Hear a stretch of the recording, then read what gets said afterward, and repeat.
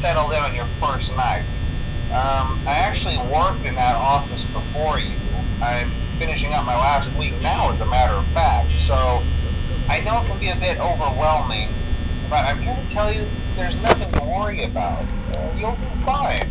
So let's just focus on getting you through your first week, okay? Let's see. First, there's an introductory greeting from the company that I'm supposed to read. It's kind of a legal thing, you know. Welcome to Freddy Fazbear's Pizza, a magical place for kids and grown-ups alike, where fantasy and fun come to life. Fazbear Entertainment is not responsible for damage to property or person. Upon discovering that damage or death has occurred, a missing person report will be filed within 90 days or as soon as property and premises have been thoroughly cleaned and bleached and the carpets have been replaced. Blah, blah, blah. Now, that might sound bad, I know, but there's really nothing to worry about. The animatronic characters here do get a bit quirky at night, but do I blame them? No. If I were forced to sing those same stupid songs for 20 years and I never got a bath, I'd probably be a bit irritable at night too. So remember, these characters hold a special place in the hearts of children and we need to show them a little respect, right? Okay. So just be aware, the characters do tend to wander a bit. They're left in some kind of free roaming mode at night. Something about their servos locking up if they get turned off for too long. They used to be allowed to walk around during the day too, but then there was the bite of 87. Yeah, it's amazing that the human body can live without the frontal lobe, you know? Now, concerning your safety, the only real risk to you as a night watchman here, if any, is the fact that these characters, if they happen to see you after hours, probably won't recognize you as a person. They'll most likely see you as a metal endoskeleton without its costume on. Now, since that's against the rules here at Freddy Fazbear's Pizza, they'll probably try to forcefully stuff you inside a Freddy Fazbear suit. Now, that wouldn't be so bad if the suits themselves weren't filled with cross beams, wires, and animatronic devices, especially around the facial area. So you can imagine how having your head forcefully pressed inside one of those could cause a bit of discomfort and death. The only parts of you that would likely see the light of day again would be your eyeballs and teeth that pop out the front of the mask. Yeah, they don't tell you these things when you sign up. But hey, first station of the breeze. I'll chat with you tomorrow. Check those cameras and remember to close the doors only if absolutely necessary. Gotta conserve power. Alright, good night.